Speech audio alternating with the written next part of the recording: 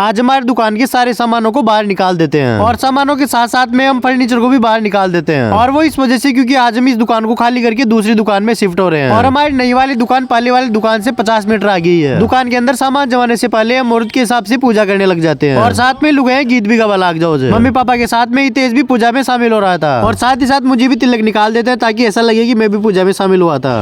अबे साले। और फिर पूजा हो जाने के बाद में हम फर्नीचर को एक एक करके उठा के ले आते हैं और एक दिन तो पूरा इस फर्नीचर को उठा के ले जाने और इसे फिट करने में पूरा हो जाता है। और फिर अगले दिन सुबह जल्दी उठ करके दुकान में से सामान निकाल करके ट्रैक्टर में भर देते हैं और एक बार में तो आधे सामान ही आते हैं, बाकी आधे सामान हम दोबारा आकर के लेके जाएंगे। वैसे इस सामान को हम हाथ में उठा के भी ले जा सकते थे, लेकिन इसमें बहुत ही ज्यादा टाइम लग जाता है। और फिर दुकान के पास में ट्रैक्टर लगा करके इतने सामान रखना शुरू कर देता है। वैसे नए सामानों को जमाने में टाइम नहीं लगता, लेकिन ये पुराने सामान है, इस वजह से बहुत ही ज्यादा टाइम लग जाता है। और हम जो भी सामान लेकर के आए थे उनको हम बहुत सारे कट्टों में भर के लेके आए थे और फिर मैं सभी सामानों को एक एक करके साफ करके जमा रहा था। हमने दिवाली पे भी इतनी ज्यादा सफाई नहीं करी होगी जितनी की दुकान की सफाई अब हो चुकी है। नई दुकान में पहला कस्टमर आते ही उसे हम काम पे लगा देते हैं। क्या गुंडा बनेगा रे तू। और फिर धर्म पत्नी जी भी दुकान में सामान जमाने के लिए आ जाती है और फिर बाकी बच्चे कुछ सामानों को भी लाने के बाद में दुकान की हालत कुछ इस तरह की थी। पूरे सामान निकल जाने के बाद में दुकान को बंद करके हम नई वाली दुकान पे आ जाते हैं और नई दुकान के अंदर सारे सामानों को जमाने के बाद में हमारी दुकान कुछ इस तरह की दिखाई देती है। और फिलहाल तो सारे सामान सुव्यवस्थित तरीके से जमे हुए थे और अब देखना है कि कितने दिन तक ऐसे ही जमे रहते हैं।